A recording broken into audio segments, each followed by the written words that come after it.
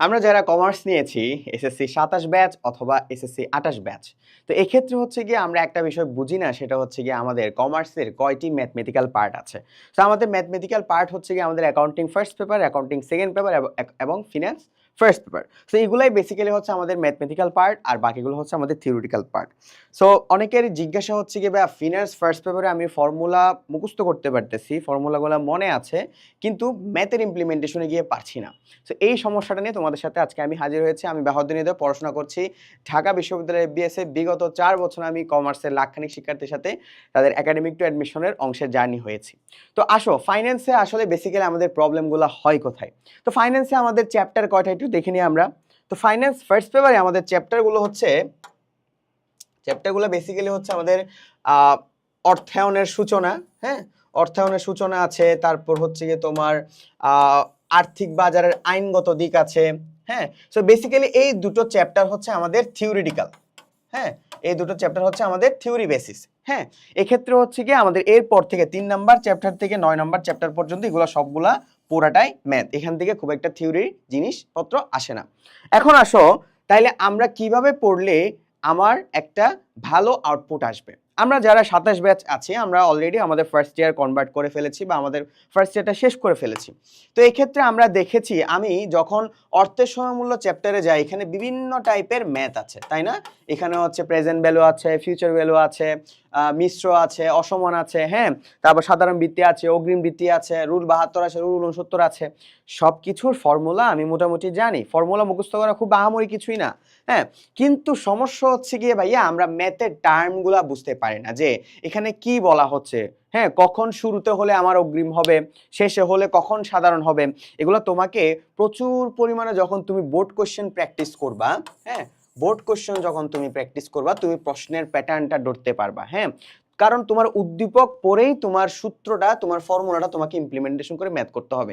তুমি যদি একবার উদ্দীপক বুঝে যাও অঙ্কে কি বুঝিয়েছে, এই উদ্দীপক বোঝাটা হচ্ছে একটা স্ট্র্যাটেজি। তো এটার জন্য তোমাদের কি করতে হবে, এটার জন্য হচ্ছে কি আমাদের খালেকুজ্জামান স্যারের যে বইটা আছে ওই খালেকুজ্জামান স্যারের বইয়ে কিছু অনুশীলনীর ম্যাথ আছে, হ্যাঁ, কিছু খালেকুজ্জামান স্যার অথবা হচ্ছে কি এফএম শহীদুল্লাহর বইয়ে কিছু অনুশীলনীর ম্যাথ আছে। ওই অনুশীলনীর ম্যাথগুলো যদি তুমি ধরে ধরে ওগুলার কথাগুলা বুঝতে চেষ্টা করো তাহলে তোমার সূত্রের সাথে তুমি কানেক্ট করতে পারবা, ঠিক আছে? তুমি যদি জাস্ট মুখস্থ নির্ভর হয়ে খালি প্র্যাকটিসই করতেছো, হ্যাঁ, একটা সূত্র মনে আছে, এটা কিভাবে এই সূত্রটা হবে, দেখে ফেলার পর নিজেই ম্যাথ করলা, ক্যালকুলেশনে বসাই দিলা, হবে না। তোমাকে উদ্দীপক পড়তে হবে, অ্যান্সার দেখবা না, অ্যান্সার দেখা যাবে না। উদ্দীপক পড়ে তুমি বুঝছো যে এটা কোন সূত্রের মধ্যে পড়বে, এটা কি সমানে হবে, অসমানে হবে, এটা কি রুল 72 হবে, রুল 69 হবে, এটা কি সিএপিএম চাইছে, এটা কি হচ্ছে গিয়ে প্রেজেন্ট ভ্যালু চাইছে না ফিউচার ভ্যালু চাইছে। এই জিনিসটা তুমি বুঝবা হচ্ছে গিয়ে আমাদের এফএম শহীদুল্লাহ অথবা খালেকুজ্জামান স্যারের বইয়ে যখন যে অনুশীলনের ম্যাথগুলো আছে সেই অনুশীলনের ম্যাথগুলো যত বেশি প্র্যাকটিস করবা তোমার এই ভুলের ধারণাটা তত বেশি ভাঙবে।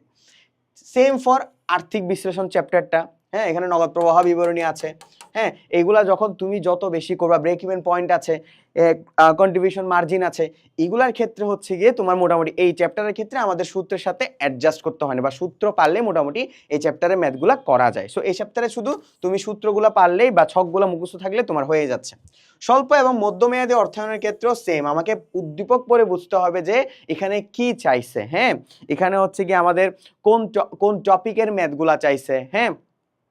এক্ষেত্রে এটার সাথে অ্যাডজাস্ট হচ্ছে কি আমাদের অর্থের সময়মূল্যের সাথে, হ্যাঁ। অর্থের সময়মূল্য যেমন তোমাকে অনুশীলনী ধরে ধরে ম্যাথগুলো করতে হবে, ঠিক তেমনই হচ্ছে কি তোমার স্বল্পমেয়াদী এবং মধ্যমেয়াদী অর্থায়নে তোমাকে অনুশীলনী ম্যাথগুলো ধরে ধরে করতে হবে, কোনটা ব্যবসায় ঋণের ব্যয়, হ্যাঁ, ওকে।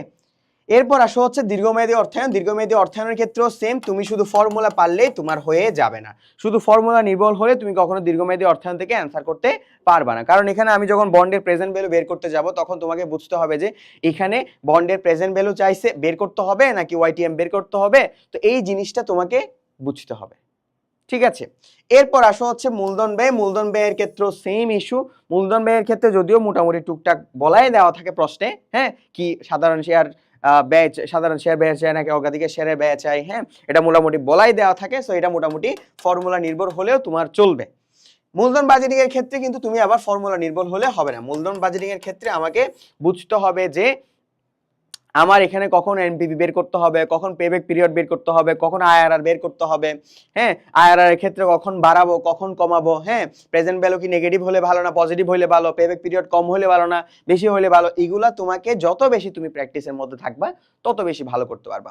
সেম ফর ঝুঁকি এবং মুনাফার চ্যাপ্টারটার ক্ষেত্রে। এখানে ক্ষেত্রে হচ্ছে আমরা আদর্শ বিচ্যুতি যখন বের করব, পোর্টফোলিও যখন বের করব, আমি শুধু ফর্মুলাটা আমাকে অনেক হেল্প করবে, কিন্তু আমাকে সবচেয়ে বেশি হেল্প করবে অনুশীলনীর ম্যাথগুলা, বোর্ড কোশ্চেনগুলা। সো আই গেস তোমরা মোটামুটি বুঝতে পেরেছো যে কিভাবে প্রিপারেশন নেওয়া লাগবে।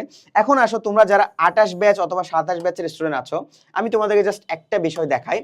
এটা হচ্ছে কি আমাদের একাডেমিক টু অ্যাডমিশনের কোর্স। একাডেমিক টু অ্যাডমিশনের কোর্সে যখন আমরা যাব, হ্যাঁ, তখন হচ্ছে কি আমাদের অর্থের সমমূল্যের উপরে ক্লাস আছে, তারপর হচ্ছে কি তোমার আর্থিক বিশ্লেষণের উপরে ক্লাস আছে, স্বল্প এবং মধ্যমেয়াদী অর্থায়নের উপর ক্লাস আছে, দীর্ঘমেয়াদী অর্থায়নের দুটো ক্লাস আছে, মূলধন ব্যয় যেহেতু বড় চ্যাপ্টার দুটো ক্লাস আছে, মূলধন বাজারের ক্ষেত্রেও দুটো ক্লাস আছে, ঝুঁকি এবং মুনাফার হারের ক্ষেত্রেও দুটো একটা ক্লাস আছে।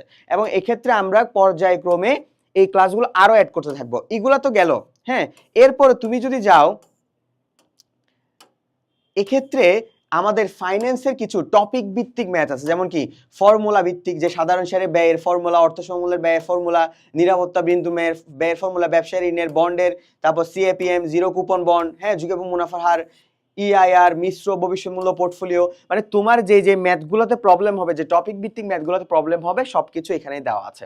তাই আমি বলবো ভাই, তুমি যদি একটা ভালো প্রিপারেশন নিতে চাও, তোমার জন্য সবচেয়ে বেস্ট হবে হচ্ছে 27-এর একাডেমিক টু অ্যাডমিশন কোর্স, 28-এর জন্য হলে 28-এর একাডেমিক টু অ্যাডমিশন কোর্স। তাই কোর্সে ভর্তি হওয়ার জন্য এখনই ভিজিট করো হালকেস্টের ওয়েবসাইট। আর তোমার যদি প্রয়োজন হয় যে ফাইন্যান্সের একটা সাজেশন দরকার হয়, ওই সাজেশনের জন্য তুমি কমেন্টে লিখো ফাইন্যান্স সাজেশন। আসসালামু আলাইকুম।